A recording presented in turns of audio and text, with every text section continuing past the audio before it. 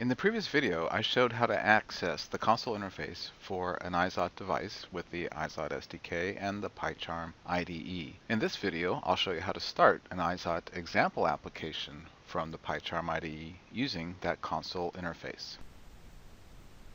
In the previous video, I showed how to open the console interface to a Raspberry Pi running the IzoT SDK.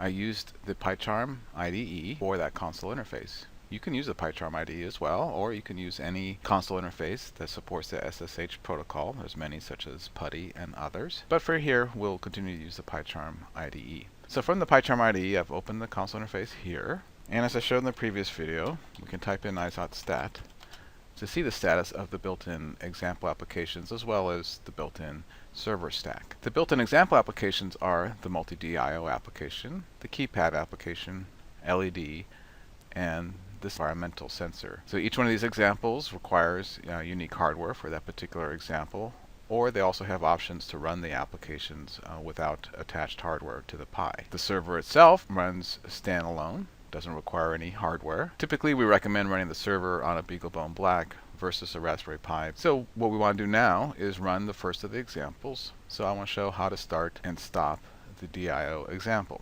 So the multi-DIO example uses the PiFace digital board I mentioned in the Getting Started video. And so what I'm running right now is a Raspberry Pi with a PiFace digital board plugged into it. And so we'll start the multi-DIO application on it. We really have three options on how to start an application. So I'll show you all three. The most typical is to say IzoT enable and the name of the example, in this case DIO. So the name comes right from this list here. So I can say DIO.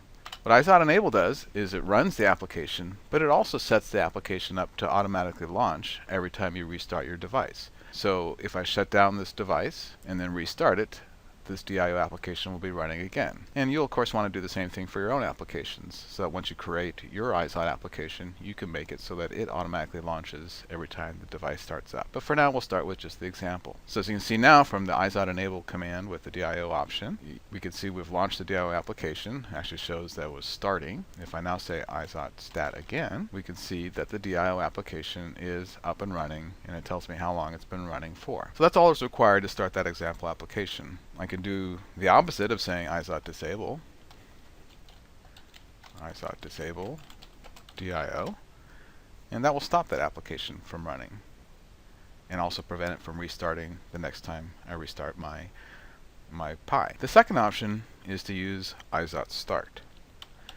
So the difference between IzoT start and IzoT enables, IzoT start will run the application just like IzoT enable does, but it won't set it up to automatically restart every time the Pi restarts. So if I just want to do a one-time run of the application, I can just say IzoT start. That will also start the application running, but if I shut down my Pi and restart it, it won't be running anymore. Now the application is running, and I can stop it using the same method, IzoT stop DIO.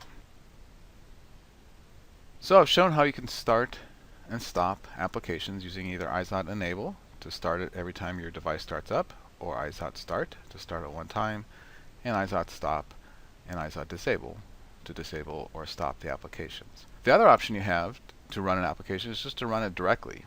So these applications are all IzoT Python applications. So the standard Python applications with the IzoT Python package, which provides all the access to the IzoT data points that are created by the Longtalk IP protocol. And I can run these applications directly rather than running them as services, which is what we've been doing so far. To do that, I changed to the application directory. And you would do the same thing if you're creating your own application. So if I look at my root directory here, you'll see I have an IzoT SDK directory. So I'm going to say cd to the IzoT SDK directory.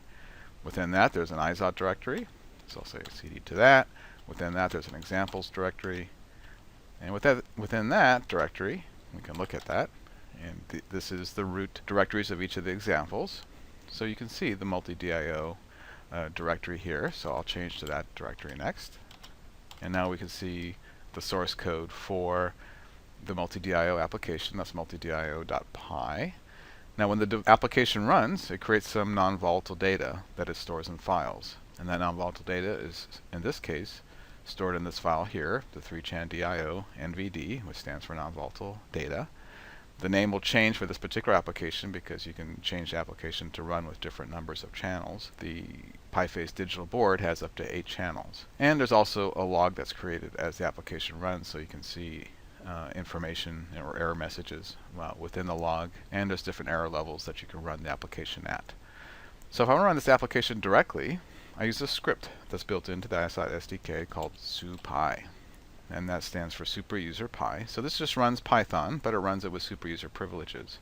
We do that because many Python applications require direct access to hardware, and within Linux, to get direct access to hardware, an application has to be running as a super user application. So to make that simple to do, we just have the SuPy script.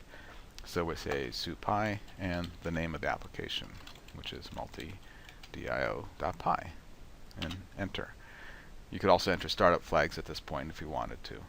So this will start the application, and you see the application tells me a little bit about what it's doing. Its program ID that uniquely identifies the application running on the program, the unique ID which uniquely identifies the device. It tells me ISI is enabled. ISI is our interoperable self-installation protocol, and is used by these applications to automatically install themselves and also discover other devices and communicate with other devices. And gives me a little prompt to enter additional commands.